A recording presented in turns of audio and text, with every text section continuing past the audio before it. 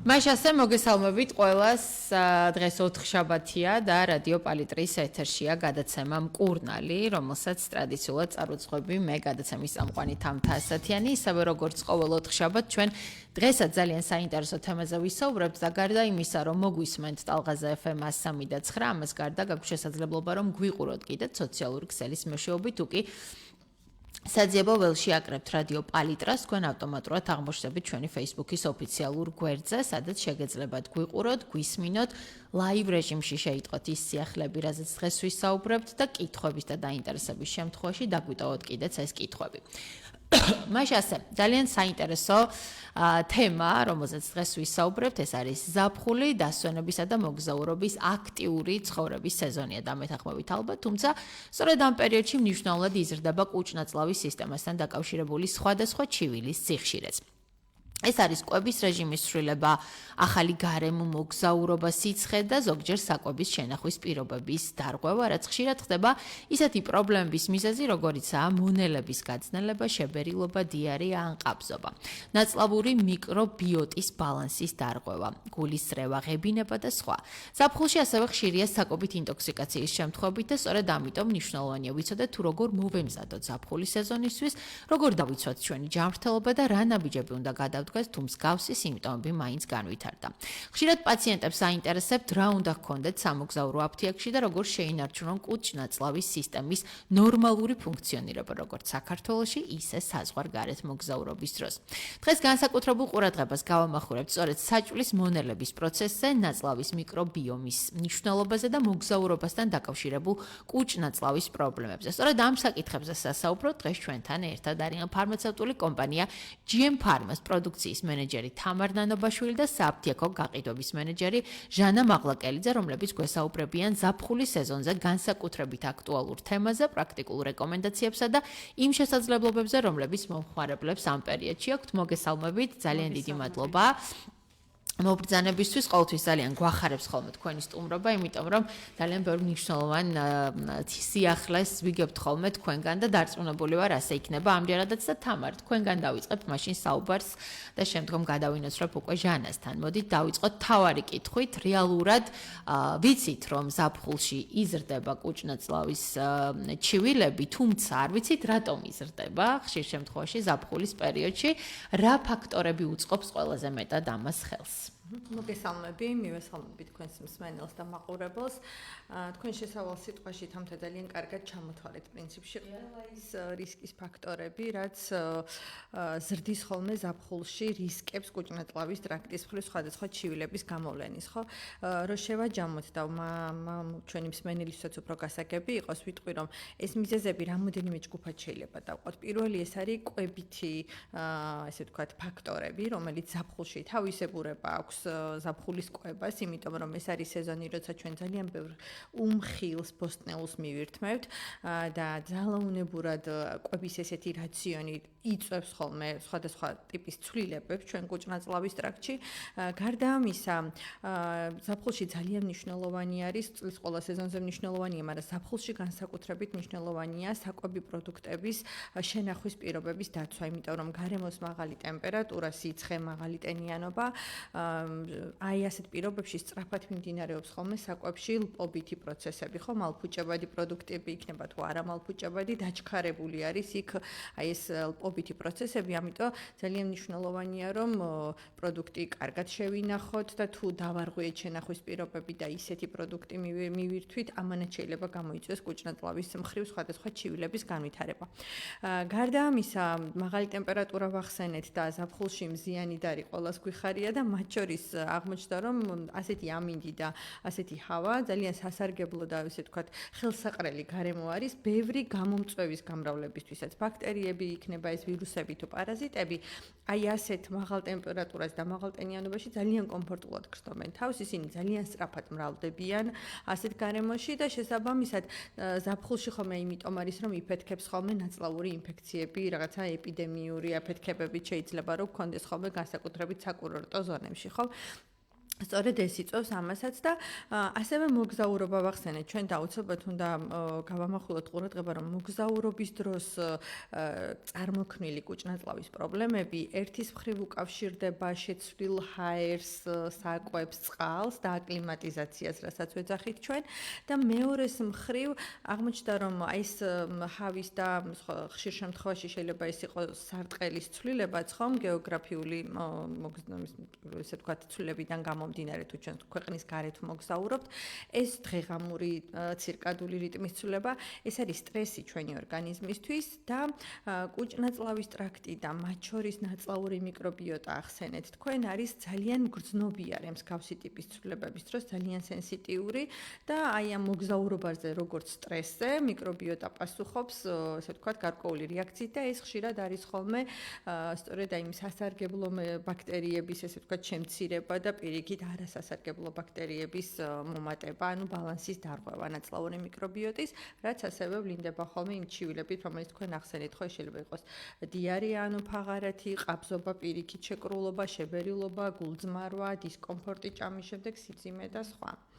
კი ბატონო, ძალიან საინტერესოა. ნამდვილად, ჟანა, თქვენთან გადმოვალ ხა კითხვით, თქვენ როგორც საფთიაქო გაყიდვების მენეჯერმა, ალბათ ყველაზე კარგად იცით აფთიაქში შემოსული მომხმარებლის ქცევა, ხო? აი, ზაფხულის პერიოდში ძირითადად რა ტიპის პროდუქცია გაზრდილი მოთხოვნა? თამთა მოგესალმები კიდევ ერთხელ თქვენს მსმენელს მივესალმები. და უნდა ვთქვა გულწრფელად, რომ ქართულ მოსახლეობას და ზოგადად ჩვენ ქართველებს არ გვიყვარს ეგრეთ წოდებული პროფილაქტიკა, პრევენცია და როდესაც რაღაც გვაწუხებს, მხოლოდ მაშინ მივდივართ ან ექიმთან, ან აფთიაქში, ფარმაცევტთან ვკითხავთ რჩევებს. თუმცა ზაფხული არის ისეთი შემთხვევა, როდესაც აუცილებლად ყველა წინასწარ ემზადება და სამოგზაურო აფთიაქისთვის არჩევს იმ პროდუქტებს, რომელიც დასჭირდება მას ქვეყნის გარეთ იქნება ეს თუ ქვეყნის შიგნით მოგზაურობისას. ვინაიდან გვინდა რომ დაგეგმილი შეუძლება კარგად გავატაროთ, ხო? ამიტომ წინასწარ ყოველთვის ვემზადებით და ყოველთვის გვაქვს ჩემოდანში სააფთიაქო ჩანთა, სადაც აუცილებელი პროდუქტებია. ესენი აუცილებლად უნდა იყოს ტკივილგამოყუჩებელი, სიცხის დამწევი, ალერგიის საწინააღმდეგო, კუჭნაწლავის სამკურნალო საშუალებები, ანტისეპტიკები და ასე შემდეგ. აუცილებელ ფაქტორს წარმოადგენს რა, რომ ეს პროდუქტები, რომელიც ჩვენს საფთიაქო ჩანთაში იქნება მოთავსებული, შენახვის განსაკუთრებულ პირობებს არ უნდა საჭიროებდეს. ჩვენ ვიცით, რომ ზოგიერთ კუჭნაწლავის სამკურნალო საშუალებას მაგალითად მაცივარი სჭირდება. ასეთ შემთხვევაში ის სატრანსპორტოდ არ არის, ხომ? კარგად ტრანსპორტირებადი ვერ დავიცავთ შენახვის განსაკუთრებულ პირობებს. ასეთ შემთხვევაში მას არ ვათავსებთ არც ერთ შემთხვევაში საფთიაქო ჩანთაში. ჩვენს პროდუქტებს, რომელსაც ცოტა მოგვიანებით წარმოგიდგენთ, ფაქტობრივად არც ერთ პროდუქტს არ ჭირდება მაცივარი, ამიტომ ის საფთიაქო ჩანთაში არის განკუთვნილი. და მეორე მნიშვნელოვანი ქცევა, რაც უკვე მომხმარებლის უკვე მოთხოვნიდან გამომდინარე და დიდი ხნის დაკვირვებიდან გამომდინარე, ჩვენ ხედავთ, რომ მომხმარებელი ირჩევს იმ პროდუქტს, რომელიც მაგალითად ერთი პროდუქტი ოჯახის ყველა წევრისთვის შეიძლება რომ გამოიყენონ. ესეთია ლაქტოჯიფორტა, ჩვენი მოსახლეობა მას ძალიან კარგად იცნობს, ეს არის ნაწლავის მიკრობიოტის ბალანსის შესანარჩუნებელი საშუალება და მაგალითად ლაქტოჯიფორტა, რომელიც 0 თვიდან გამოიყენება მოზრდილებში და ასე შემდეგ, ერთი პროდუქტია, რომელიც აუცილებლად უნდა გვედოს ჩვენს საფთიაქო ჩანთაში. კი, ნამდვილად ასეა, დაგეთანხმებით. ასევე თამარ, თქვენ მინდა კითხოთ, ბოლო წლებში ძალიან ხშირად ვსაუბრობთ ნაწლავურ ფლორაზე, ხო? აი, ზოგადად თუ შეგიძლიათ რომ მაგვიხსნათ, რა მნიშვნელობა აქვს მოგზაურობის პერიოდში ნაწლავის მიკრობიოტის დაცვას? კი ბატონო, ნაწლავის მიკრობიოტის დაცვას მნიშვნელობა აქვს პრინციპში წლის ყველა სეზონზე. უბრალოდ ეხლა ვართ ისეთ პერიოდში, როცა განსაკუთრებულად აქტუალური მოგზაურობაა და ამიტომ ვამახვილებთ ამაზე ყურადღება, თორემ რეალურად ნაწლავური მიკრობიოტა დღეს აღარ განიხილება როგორც საჭირის მომნელებელი სისტემის ერთი ცალკეული კომპონენტი და მხოლოდ საკვების მონელებაში იღებდეს მონაწილეობას. დღეს ასე აღარ ვუყურებთ ნაწლავურ მიკრობიოტას, მას გავლენა აქვს ჩვენს იმუნიტეტზე, ჩვენს მენტალურ ჯანმრთელობაზე, კანის ჯანმრთელობაზე და ასე შემდეგ, ხო? ზაფხულში განსაკუთრებულად ჭირდება მოვლა და დაცვა ნაწლავურ მიკრობიოტას, სწორედ იმ რისკ ფაქტორებიდან გამომდინარე, რაც დასაწყისში ვახსენეთ, ხო? იმიტომ რომ ზაფხულია, უცხო ხილს, უცხო კერძებს, ახალ ხილს, ახალ ბოსტნეულს ბევრს სინჯავთ, მომატებულია ნაწლავური ინფექციების რისკით, ამიტომ განსაკუთრებული ზრუნვა ნაწლავურ მიკრობიოტას ზაფხულში ნამდვილად ჭირდება და აქედან გამომდინარე, სწორედ ამიტომ იზრდება ხოლმე ამ სეზონზე ამ ტიპის პროდუქტები პროდუქტებზე, ეს არის პრობიოტიკები, რომლებიც შეიცავენ აი ამ მეგობარ ბაქტერიებს, ესე ვთქვათ, და სიმბიოტიკებია კიდევ ისეთი პროდუქტები, რომელიც მეგობარ ბაქტერიებთან ერთად შეიცავს მათთვის საკვებ ნიადაგსაც, რომ უფრო სწრაფად გამრავლდეს ისინი და ზაფხულში ნამდვილად იზრდება ამ ტიპის პროდუქტებზე, სიმბიოტიკებზე და პრობიოტიკებზე მოთხოვნა. კი ბატონო. ასევე ხშირად აღნიშნავენ ხოლმე ადამიანები, რომ მოგზაურობისას ან თუნდაც კვების რეჟიმის სრულების ფონზე უჩნდებათ შებერილობა, ეს იქნება სიმძიმის შეგრძნება, მონელების პრობლემა და ასე შემდეგ. აი ამის უკან რა დგას რეალურად? ამის უკან ერთი მხრივ, როგორც ჩვენ ვახსენეთ, დგას ნამდვილად კვებითი თავისებურებები, რაც ამ სეზონს ახასიათებს, განსაკუთრებით თუ ჩვენ საზღვარგარეთ მოგზაურობთ და უცხოურ დელიკატესებს ვინჯავთ, რაც არ არის ჩვეული ჩვენი კუჭნაწლავისთვის და ჩვენი ფერმენტული სისტემისთვის და მეორეს მხრივ თავად თვითონ აი ფრენაც როგორც ასეთი ხო, ატმოსფერული წნევის ცვალებადობა, რომელიც თვითფრენავში აუცილებლად არის, აღმოჩნდა რომ არის ხოლმე განმაპირობებელი ფაქტორი შებერილობის განვითარების, იმიტომ რომ ნაწლავში ეს თავისუფალი აირის ბუშტუკები უფრო ადვილად გამოიყოფა ატმოსფერული წნევის შემცირებასთან ერთად და აქედან გამომდინარეობს სწორედ ის, რომ ძალიან ხშირად აი ფრენის დროს შეიძლება საერთოდ არაფერი არ მივირთვათ, მაგრამ აღმოვაჩინოთ, რომ მუცელი განსაკუთრებულად შეგვებერა და ამ დისკომფორტმა განსაკუთრებულად შეგვაწუხა. და აი თუ ადამიანს უკვე განუვითარდა ამ შემთხვევაში კუჭნაწლავის გარკვეული დისკომფორტი, პრობლემა, რა არის პირველი ნაბიჯი, რაც უნდა გადავდგათ და როდის დგება უკვე საჭიროება, რომ მივმართოთ ექიმს? კი ბატონო, კუჭნაწლავის ტრაქტის ისეთი მარტივი ჩივილების სამართავად, როგორც ჩვენ ვახსენეთ, ხო, მაგალითად შებერილობა, დისკომფორტი, ხმაურიანი მუცელი, გულზმარვა და ასე შემდეგ. არსებობს სამკურნალო და საპროფილაქტიკო საშუალებები, რომლებიც თუ ჩვენ სამოგზაურო აფთიაქში გვაქვს ისინი ძალიან კარგად დაგვეხმარება სიმპტომური მკურნალობისთვის, რომ აი ამ სიმპტომს უცებ, ესე ვთქვათ, შევებრძოლოთ და დისკომფორტი ძალიან სწრაფად მოვიხსნათ, თუმცა არ უნდა დაგვავიწყდეს, რომ კუჭნაწლავის ტრაქტის მარტივი სიმპტომების მიღმა შეიძლება არსებობდეს უფრო რთული ნიშნებიც, უბრალოდ საყურადღებო ნიშნები, რომელიც არ უნდა გამოგვრჩეს. საყურადღებო ნიშნებში მოიაზრება მუცლის მწვავე ხასიათის ტკივილი და აუცილებელია ამ დროს კონსულტაცია არ გადავდოთ ექიმთან, იმიტომ რომ შეიძლება ქირურგიული პათოლოგია იყოს გამოსარიცხი.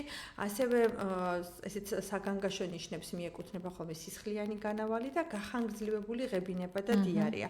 გახანგრძლივებული ღებინების და დიარეის გვეშინია განსაკუთრებით მცირე ასაკის ბავშვებში და ხანდაზმულებში, იმიტომ რომ ეს არის ორი ისეთი, ასე ვთქვათ, მდგომარეობა, როცა ძალიან სწრაფად შეიძლება ორგანიზმი ელექტროლიტების განდაწყლისგან, ესე ვთქვათ, დაიცალოს, გამოიფიტოს, რასაც დეჰიდრატაციას ვეძახით, ანუ გაუწყლოებას და ეს შეუქცევად პროცესებში რომ არ გადაიზარდოს, ამიტომ აუცილებელია რომ ღებინების და დიარეის დროსაც ძალიან სწრაფად ჩავერიოთ და სწრაფად დავიწყოთ, ვთქვათ, იგივე სარეჰიდრატაციო, ანუ სითხით შემავსებელი საშუალებებით, ესე ვთქვათ, დახმარება ორგანიზმის. კი ბატონო, ძალიან საინტერესო თემაა, ახლა მცირე სარეკლამო პაუზის დრო გვაქვს ეთერში, რეკლამის შემდეგ ჩვენ დავბრუნდებით კვლავ ჩვენ სტუმრებთან ერთად განვაგრძობთ საუბარს, ასე რომ უნდა დაგველოდოთ სულ რამდენიმე წუთით.